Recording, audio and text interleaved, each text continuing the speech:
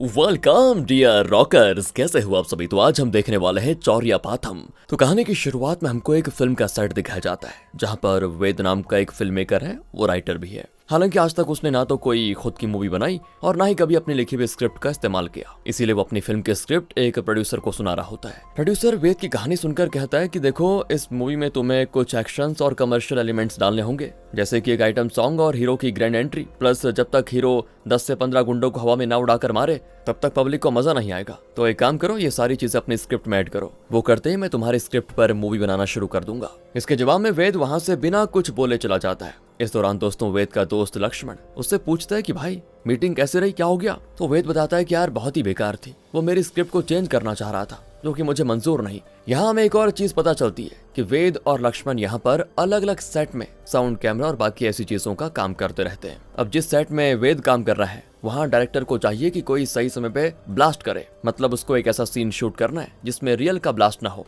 तो वेद इस काम के लिए बबलू नाम के एक आदमी को लेकर आ जाता है जिसका यही काम होता है। वो बिल्डिंग्स और बाकी ऐसी चीजों को ब्लास्ट करता है। बबलू कहते हैं मुझे जैसे सिग्नल मिलेगा मैं ब्लास्ट कर दूंगा। अब शूटिंग होती है शुरू। बबलू को कई बार ब्लास्ट का सिग्नल दिया जाता है, लेकिन वो ब्लास्ट को किसी पटाखे की इंटेंसिटी से कर रहा था, मतलब ब्लास्ट वाला फील नहीं आ रहा था। तो डायरेक्टर एकदम से वेद पर गर्म हो जाते हैं कि कैसे आदमी को पकड़ कर लेकर आ गए तुम। तो वेद गुस्से में बबलू से जाकर कह देता है कि भाई करा देना बेइज्जती मेरी, कभी ढंग का ब्लास्ट तो किया कर। ये सुनने के बाद बबलू को भी गुस्सा आ जाता है और वो वेद से कहता है कि ठीक है, अब देखो मैं क्या करता हूँ। तो इस बार सिग्नल मिलते ही बबलू ऐसा जोर का ब्लास्ट करता है ना कि पूरा सेट ही तबाह हो जाता है और इस पॉइंट पर तो वेद को वहां से सीधे भागना पड़ता है। जाहिर है इस घटना के बाद वो डायरेक्टर कभी वेद को काम नहीं देगा। तो वेद अपने स्क्रिप्ट को प्रोड्यूसर के मुताबिक बदलने का फैसला करता है, लेकिन वेद अपनी ओरिजिनल स्क्रिप्ट पर भी एक मूवी बनाना चाहता है। और ये बातें सुनते ही उसका दोस्त लक्ष्मण उससे कहता है कि देख भाई, अपनी फिल्म बनाने के लिए तुझे बैंक लूटना होगा, ऐसे नहीं बनेगी फिल्म। खैर, इस बात को नजरअंदाज करके वेद अपनी स्क्रिप्ट में बदलाव करके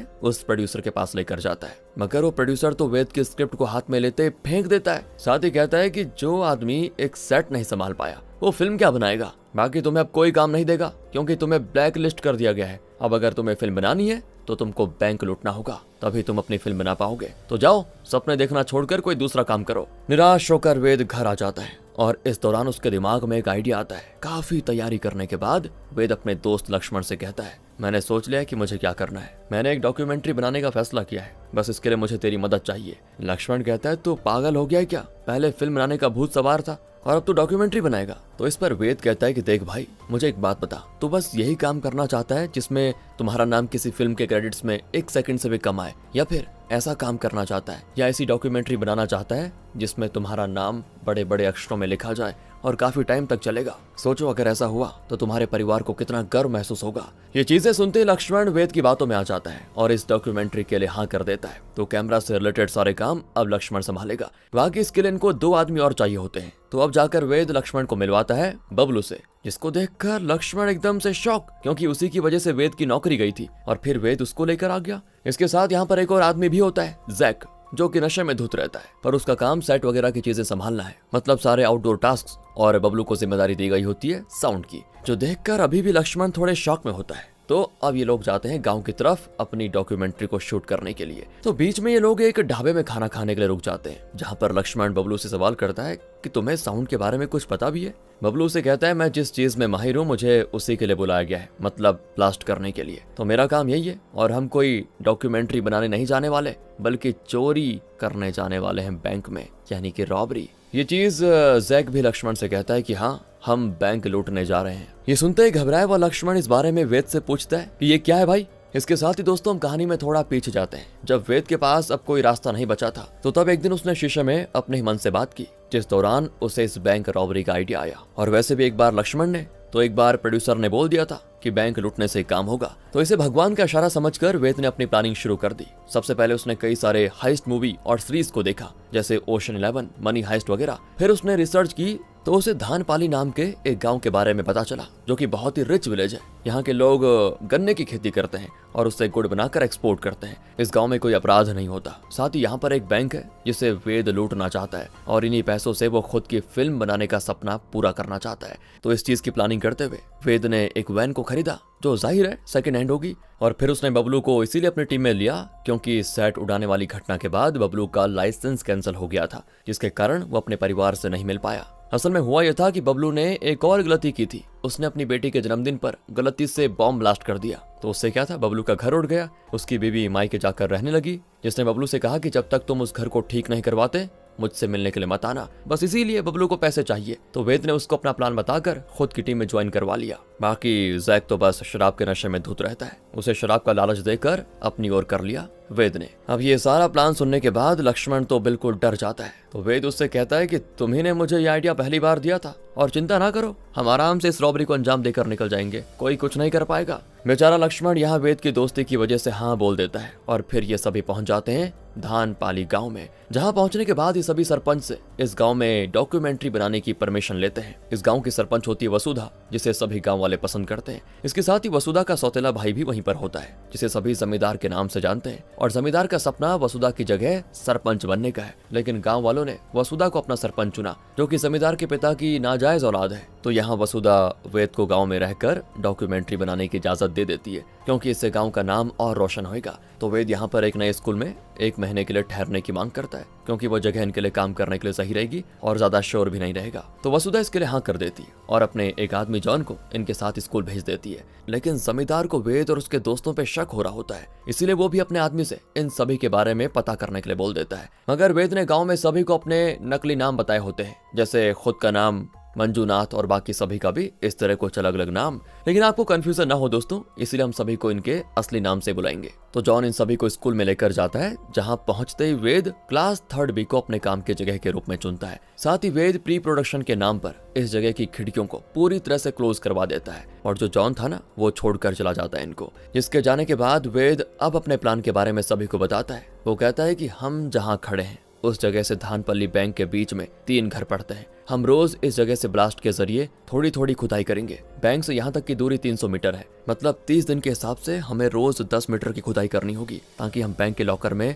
इस सुरंग के जरिए पहुंच जाएं। हमें बहुत संभल कर काम करना होगा। ब्लास्ट करने का काम होगा बबलू का, जो कि ठीक उसी समय ब्लास्ट करेगा जब रात में 9 बजते ही एक आदमी गाँव के एक घंटाघर से बैल को बजाएगा। उस आवाज में ब्लास्ट की आवाज दब जाएगी और फिर उस जगह से मिट्टी खोद कर निकालने का काम जैक करेगा। फिर इस मिट्टी को ले जाकर पानी में फेंकने का काम लक्ष्मण करेगा। साथ ही हम सबको अब वॉकी टॉकी का इस्तेमाल करना होगा, क्योंकि सुरंग के अंदर नेटवर्क नहीं रहेगा और हम कोर्ट्स में बात करेंगे। तो फिर उसकी लिस्ट वेद उन सभी को दे देता है। पहली रात घंटे के पास से लक्ष्मण वेद को अपडेट देता रहता है, और जैसे वो घंटा बजता लक्ष्मण के 3 2 1 बोलते ही बबलू पहला ब्लास्ट कर देता। बाकी सारी चीजें वैसी होती है जैसे उन्होंने डिसाइड की थी। पहले दिन इनके काम की शुरुआत बढ़िया हो जाती है। इसके साथ ही ये लोग डॉक्यूमेंट्री भी बनाते रहते हैं, ताकि गांव वालों को इन पर बिल्कुल भी शक न हो। अगली सुबह वेद सभी से कहता है, हम डॉक्यूमेंट्री की शुरुआत धानपल्ली ग्रामीण बैंक से करेंगे। और फिर ये लोग जाकर बैंक के मैनेजर का इंटरव्यू लेते हैं, जहाँ पे वेद की मुलाकात अंजलि से होती है, जो किसी बैंक में काम करती है। उसकी बातों से हमें पता चलता है कि असल में अंजलि इस बैंक में एक अकाउंटेंट है।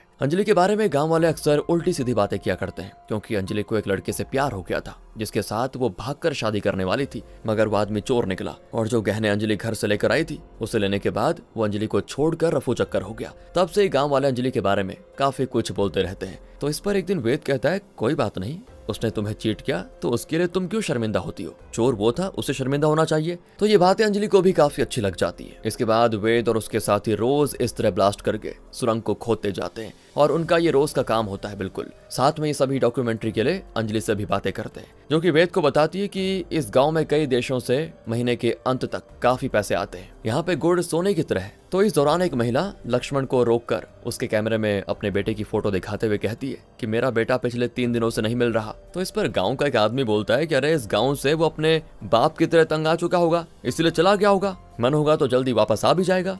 यहाँ ये बात सभी को काफी अजीब भी लगती है। अब दोस्तों एक रात की बात है, ऐसे ही रोज की तरह जब लक्ष्मण बेल टावर यानी कि घंटा घर के पास खड़ा होकर वेद को ब्लास्ट करने का इशारा दे रहा होता है ना, तो ब्लास्ट वगैरह अच्छे से होने के बाद वहाँ लक्ष्मण को इंस्पेक्टर शिवाय रोक लेता है। शिवाय लक्ष्मण से पूछता है कि इतनी रात को बैल बजाने के बाद भी तुम यहाँ क्यों घूम रहे हो? तो लक्ष्मण बताता है कि ऐसे ही हवा खाने निकला था सर। तो ये बात सुनकर शिवाय लक्ष्मण को स्कूल तक खुद छोड़ने जाता है, जिस दौरान जाते हुए लक्ष्मण अपने वॉकी टॉकी ऑन करके शिवाय से पूछता है कि सर आपको कौन पसंद है, रश्मिका या समांता? अब ये चीज सुनकर वेद और बाकी सभी सतर्क हो जाते हैं कि पक्का कुछ गड़बड़ है, क्योंकि रश्मिका और समांता किसी भी डेंजर के लिए कोड वर्ड सेट करके रखे हुए थे इन्होंने। बस तो इसी इशारे को समझते हुए वेद जल्दी से सब कुछ ठीक कर देता है और बाहर आ जाता है। तब तक शिवाय भी लक्ष्मण के साथ जब स्कूल में पहुंचता है तो उसे थोड़ा शक तो होता है, मगर कुछ भी गड़बड़ नहीं लगती। तो शिवाय जाने से पहले वेद और उसके साथियों को वार्निंग देते हुए कहता है कि कभी भी रात में इस तरह गाँव में घूमना मत, क्योंकि आजकल कुछ लोग अचानक से गायब हो रहे हैं।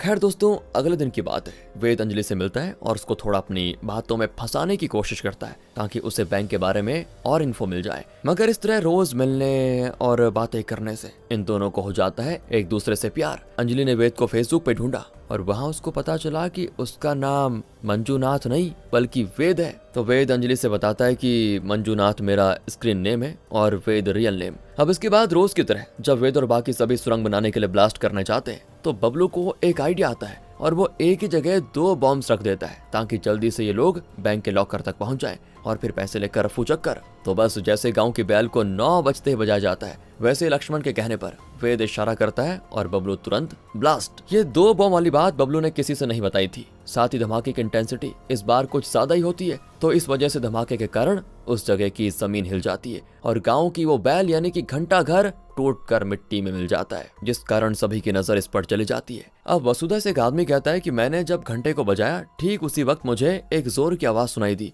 और ये हो क्या बताओ, मैंने आपसे पहले ही कह दिया था कि पाइपलाइन को घंटे घर के पास से मत गुजारिए, उसी के कारण हुआ है ये। मगर वसुधा इसको बस इत्तेफाक मानती है और जल्दी जल्दी उस जगह नया घंटा घर बनाने का वादा करती है गाँव वालों से, जो कि इतनी जल्दी तो बनेगा नहीं वैसे। तो इस कारण वेद का दिमाग एकदम से खराब हो जाता है कि अब क्या करें, क्योंकि अब रोज रात को बैल नहीं बजेगी तो ये लोग धमाका कैसे करेंगे तो पता चल जाएगा, मतलब सारा का सारा प्लान चौपट। वेद बबलू को खूब उल्टा सीधा सुनाता है कि क्यों हीरो बनता रहता अपने आप को, लेकिन तभी उस सुरंग से आगे की खुदाई करके जैक निकलता है जो कि काफी खुश भी होता है और वेद को बताता है कि भाई लोगों, इस बार के धमाके की वजह से हम वक्त से पहले बैंक तक पहुंच चुके हैं। अब ये इतने जल्दी बैंक तक कैसे पहुंच गए, इसकी कैलकुलेशन वेद को समझ नहीं आती। ये सभी सुरंग से होते हुए एक जगह पर निकल जाते हैं, जहां पहुंचते ही सभी होते हैं एकदम से शॉक। लक्ष्मण तो चीख ही पड़ता है क्योंकि वहां पे कई सारी लाशें या बोले उनके कंकाल पड़े होते हैं। अब ये लोग बैंक पहुंचने के चक्कर में कहां पहुंच गए पता नहीं, ये इनको भी नहीं पता। वेद जल्दी से सुरंग के मैप को देखता है और जब वो हिसाब लगाता है ना, तो वेद को पता चलता है कि ये लोग सरपंच वसुधा देवी के घर के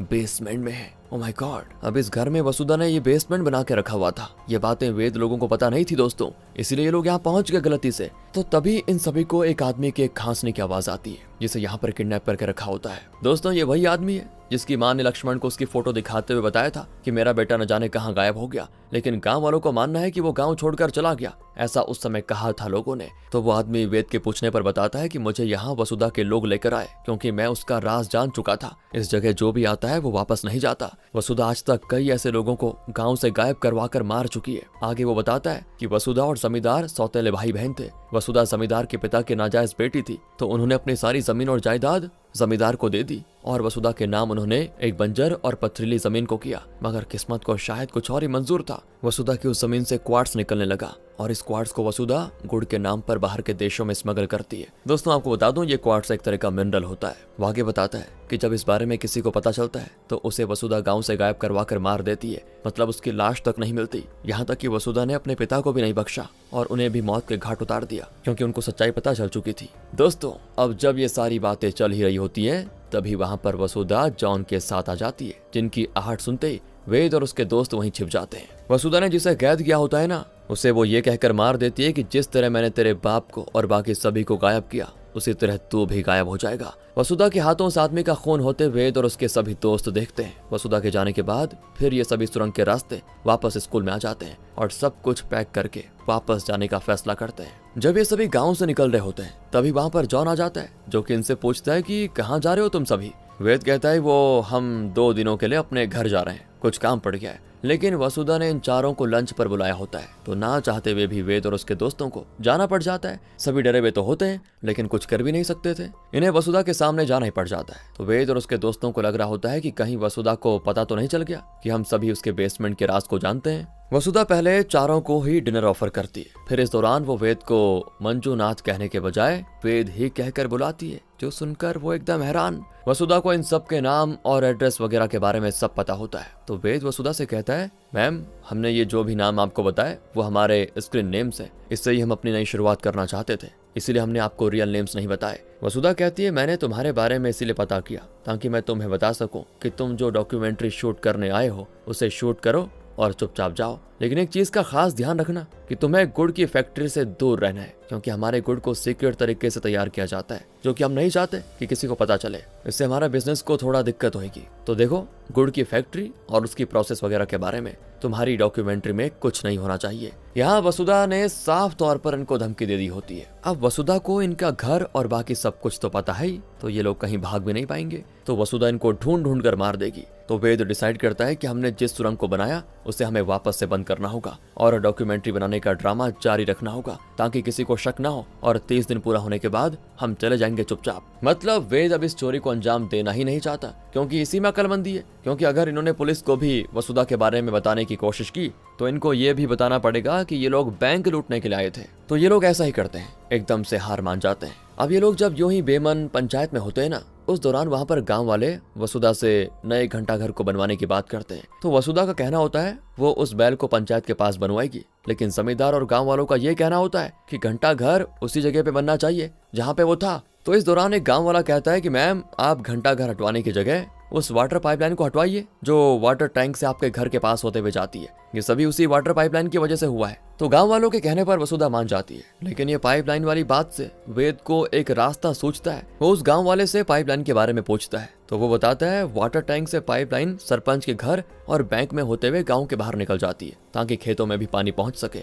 बस दोस्तों, वेद को अपना रास्ता मिल जाता है इस पाइपलाइन के जरिए बैंक में घुसने का। वो अपने सभी साथियों को इस प्लान के बारे में बताता है कि हमें अब सुरंग को बंद करने की कोई जरूरत नहीं है, बल्कि हम वाटर पाइप के जरिए बैंक के लॉकर रूम में दाखिल होंगे। और इससे होगा ये कि इस पाइपलाइन की मदद से जो काम हम 10 दिन में करने वाले थे वो 4 दिन में हो जाएगा। इसी बीच एक दिन शिवाय जैक को अरेस्ट कर लेता है, क्योंकि उसको नदी के पास कुछ मिट्टी और उसमें कुछ एक्सप्लोजिव्स मिले थे। शिवाय को शक हो जाता है कि ये लोग कुछ ना कुछ तो कर रहे हैं, मगर फिर जमींदार वहां से जैक को छुड़वाने आ जाता है और शिवाय से कहता है कि तुम्हें जब कुछ ठोस पता चले तभी अरेस्ट करना। इन्होंने कहीं थोड़ी बहुत खुदाई की भी होगी, तो उसकी इजाजत मैंने दे दी है इनको। जाहिर है ये लोग जो भी कर रहे हैं वो डॉक्यूमेंट्री से ही रिलेटेड होगा। अब जमींदार ने वेद का साथ यहाँ क्यों दिया दोस्तों, ये वेद भी सोच रहा होता है। तो जमींदार उसे 1 लाख रुपए देकर कहता है कि देखो, मैं चाहता हूँ कि तुम लोग डॉक्यूमेंट्री से वसुधा के पार्ट को हमेशा हमेशा के लिए हटवा दो और उसकी जगह तुम मेरी अच्छाइयाँ उसमें दिखाओ, ताकि लोग अगली बार मुझे चुने और मैं सरपंच बन जाऊं। तो वेद चुपचाप उससे 1 लाख को लेकर निकल जाता है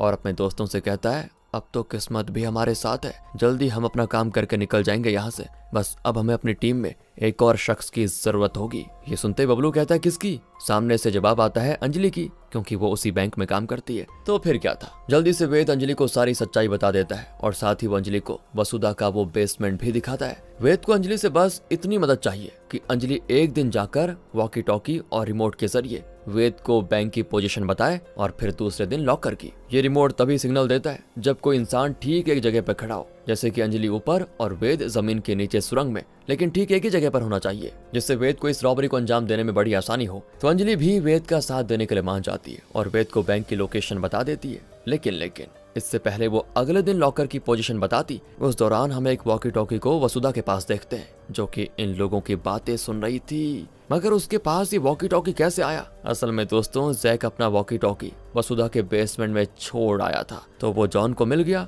और जिस गांव वाले को आखिरी बार वसुधा ने वेद और उसके दोस्तों के सामने मारा था, उसने मरने से पहले कह दिया था कि और भी लोग तुम्हारे इस काले राज के बारे में जानते हैं। तो वसुधा को लगा कि पक्का ये वेद के काम है, वो मेरी फैक्ट्री का सच सबके सामने लाना चाहता है। लेकिन यहाँ वसुधा को ये नहीं पता था कि वो बैंक रॉबरी कर रहे हैं। तो अब वसुधा जॉन से कहती है, आज रात सारे गांव वालों के लिए गांव के बाहर एक मूवी का शो चलाओ, जिसको देखने के लिए जमींदार, शिवाय, अंजलि, वेद और उनकी टीम को छोड़कर सभी गए होते हैं। तो तभी वसुधा अंजलि के पास पहुंच जाती है और बताती है, मुझे तुम्हारे बारे में सब कुछ पता है। अंजलि भी डर की वजह से वेद और उसकी टीम का नाम ले लेती है। फिर दोस्तों, अंजलि के जरिए वॉकी टॉकी की मदद से पहले वो लक्ष्मण को बेसमेंट में बुलाती है और फिर बाकी सभी को। लास्ट में वसुधा लक्ष्मण को मजबूर करती है कि वो वेद को भी इसी तरह बेसमेंट में बुलाए, ये कहकर कि उसे कुछ नया मिला है। तो वॉकी टॉकी के जरिए लक्ष्मण वेद को कहता है कि भाई मुझे कुछ नया मिला है बेसमेंट में, आजा। लेकिन साथ में वो धीरे से रश्मिका और समांता भी बोल देता है, मतलब वही खतरे वाला कोड, जिस चीज को वेद सुनने के बावजूद उस बेसमेंट में जाता है, जहां पहुंचते वसुधा के गुंडे बुरी तरह से इन सभी को मारते हैं। वसुधा वेद से कहती है, जो भी मेरे इस राज के बारे में जान गया और मेरे साथ नहीं आया उसे मैं सीधे मौत देती हूँ। वेद और उसके दोस्तों की हालत मार खा खा कर बहुत ज्यादा खराब हो चुकी होती है। वसुधा इन सभी से पूछती है कि इन सब में तुम्हारे साथ और कौन कौन शामिल है बताओ। अब ये लोग कहते हैं कि कोई और नहीं है, मगर वसुधा को विश्वास नहीं होता। तभी वसुधा को पता चलता है कि जमींदार रात के वक्त गुड़ की फैक्ट्री में जाकर तहलका कर रहा है। तो ये सुनकर वसुधा सीधा फैक्ट्री जाती है। असल में जब वेद को बुलाते वक्त लक्ष्मण ने वार्निंग सिग्नल दिया था तो वेद समझ चुका था कि शायद सभी पकड़े जा चुके हैं, इसलिए उसने खुद आने से पहले जमींदार को कॉल करके ये कह दिया था कि गुड़ की फैक्ट्री में कुछ तो गड़बड़ है, जो वहाँ रात में भी लोग काम करते हैं। यही सही मौका है कि आप वहाँ पर जाइए और वसुधा से सवाल पूछकर अपनी सरपंच की उम्मीदें पेश कीजिए। बस दोस्तों, इसलिए वसुधा को यहाँ से जाना पड़ता है और वेद अपने साथ एक चाकू भी लाया था, जिससे वो खुद के साथ सभी को आजाद करवा देता है। वेद अब भी यहाँ से बिना पैसे लिए नहीं जाना चाहता, तो वो कहता है प्लान अभी भी वही है, हम पाइपलाइन के रास्ते बैंक के लॉकर रूम से पैसे निकालकर चुपचाप निकल जाएंगे। इधर जमींदार वसुधा से पूछता है कि इतनी रात तक तुम वर्कर से काम क्यों करवा रही हो, बताओ ऐसा क्या है इस गुड़ में। वसुधा कहती है जो भी यहाँ तक पहुंचा है उसने अपनी जान से हाथ धोया है। इतना कहने के बाद वसुधा के इशारे पर जमींदार को खूब धोया जाता है, मगर वसुधा उसको जान से नहीं मारती। यहाँ बैंक के सारे पैसे वेद लूट लेता है। तभी इन्हें शिवाय स्कूल की तरफ जाते हुए दिखता है, जिसे बेसमेंट के बारे में वेद ने कॉल करके बता दिया था। और वेद का प्लान ये था कि जब तक ये लोग यहाँ से भागेंगे तब तक शिवाय वसुधा को अरेस्ट कर लेगा। वेद अपने सभी दोस्तों से कहता है कि देखो, मैंने तुम्हें इन सब में फंसाया तो मैं ही तुम्हें निकालूंगा। इतना कहकर वो सभी के साथ वैन में बैठकर जाने लगता है, पर तभी उसका रास्ता वसुधा और उसके आदमी रोक लेते हैं, क्योंकि जमींदार ने इन लोगों के भागने के बारे में वसुधा को बता दिया था, जो कि वेद ने पहले ही जमींदार को बता दिया था कि हम भाग जाएंगे। यहाँ फिर से सभी की अच्छी धुलाई होती है, मगर सही वक्त पे बबलू को अपना एक बॉम्ब मिल जाता है, तो वो सीधे उसे वसुधा की तरफ फेंक देता है और सभी भाग खड़े होते हैं। लेकिन वेद को पता था कि ये लोग पकड़े जा सकते हैं, तो वसुधा का भांडा वो सारे गांव वालों के सामने फोड़ने का प्लान बनाता है। वो सभी के साथ सीधे गांव के सामने पहुंच जाता है और उनको सब कुछ बता देता है, मगर गांव वाले उल्टा उसी पर हंसने लग जाते हैं, क्योंकि वसुधा के इस काले कारनामे में उनकी भी हिस्सेदारी है। दोस्तों, सभी उसी के लिए काम करते हैं। वसुधा ने सिर्फ उन्हीं को मारा और गायब करवाया जो उसके खिलाफ थे। इस दौरान वसुधा वहां पर आ जाती है और वो अब वेद के सभी साथियों को मारने का प्लान बना चुकी होती है। तो वेद अंजलि से पूछता है कि क्या तुम्हें भी इन सब के बारे में पता था। तो इस पर एक गांव वाला कहता है कि इसमें इतनी बुद्धि होती तो ये तुम्हारे नहीं हमारे साथ होती, इसे हमने शामिल ही नहीं किया अपने में। अंजलि ये बात सुनकर अपना आपा खो देती है और वेद से ड्रोन निकालने के लिए कहती है, जिसमें इन सब की रिकॉर्डिंग हो चुकी है। लक्ष्मण ड्रोन उड़ाता है और वेद कहता है अगर तुम लोगों ने कोई भी होशियारी की तो मेरे एक बटन को दबाते ये वीडियो ऑनलाइन हो जाएगा और तुम्हारे बारे में पूरी दुनिया को पता चल जाएगा। तो एक काम करो, ये पैसे मैंने बैंक से लूटे हैं, इसमें से आधा हमें दे दो और फिर हमको जाने दो, हम अपना मुंह नहीं खोलेंगे कभी भी। तो वसुधा वेद की ये डील मानने को तैयार हो जाती है, मगर ठीक उसी वक्त ड्रोन की बैटरी डाउन हो जाती है और ड्रोन जमीन पर आकर गिर जाता है। मतलब कि वेद की किस्मत सच में अच्छी नहीं है। इस तरह वेद बुरी तरह फंस चुका होता है। तो वो वसुधा से रिक्वेस्ट करता है कि हमें छोड़ दो, साथ ही बैंक का सारा लूटा हुआ पैसा वो जॉन को दे देता है। इस पॉइंट पर वसुधा कहती है कि तुमने रॉबरी करने के लिए गलत गांव को चुन लिया। फिर वो जॉन से कहती है इन लोगों को अब मार ही डालो। इतना कहकर वो चली जाती है। दूसरी तरफ शिवाय स्कूल में पहुंच गया था, जिसे वो सुरंग भी मिल गई थी और वो वसुधा का बेसमेंट भी देख लेता है। तभी यहाँ बबलू के हाथ में डिस्पोज हुआ बॉम्ब लग जाता है और ठीक इसी वक्त वेद को याद आता है कि वाटर टैंक से पाइपलाइन के सहारे गाँव से बाहर निकल सकते हैं, जो वाटर टैंक सामने ही होता है। तो बबलू डिस्पोज हुआ बॉम्ब सभी की तरफ फेंक देता है, जो कि ब्लास्ट नहीं करता और फिर वेद और उसके साथी जल्दी से भागकर वाटर टैंक की तरफ पहुंच जाते हैं, जिनका पीछा वसुधा के गुंडे और गांव के लोग भी करते हैं। वेद और उसके दोस्त जल्दी से वाटर टैंक पर चढ़ जाते हैं। वेद ने पैसे जॉन को पहले ही दे दिए थे, इसीलिए वो अपने दोस्तों को जान से बचा रहा होता है। सिर्फ सभी पाइपलाइन के सहारे सीधे गाँव के बाहर निकल जाते हैं। लेकिन जॉन और गाँव वालों को लगता है कि ये लोग स्कूल के रास्ते निकले होंगे, मगर वहां पहुंचते ही उन्हें इंस्पेक्टर शिवाय मिलता है, जो कि इन सभी को अरेस्ट कर लेता है। दूसरी तरफ वेद और बाकी सभी बाहर आ जाते हैं, जिन्हें कुछ मिला तो नहीं होता, लेकिन उनकी जान बच गई। वेद काफी निराश हो जाता है इस बात से। फिर अगली सुबह वो लक्ष्मण से कहता है कि तुम्हारे कैमरे में जो भी फैक्ट्री और गांव वगैरह की रॉ फुटेज है,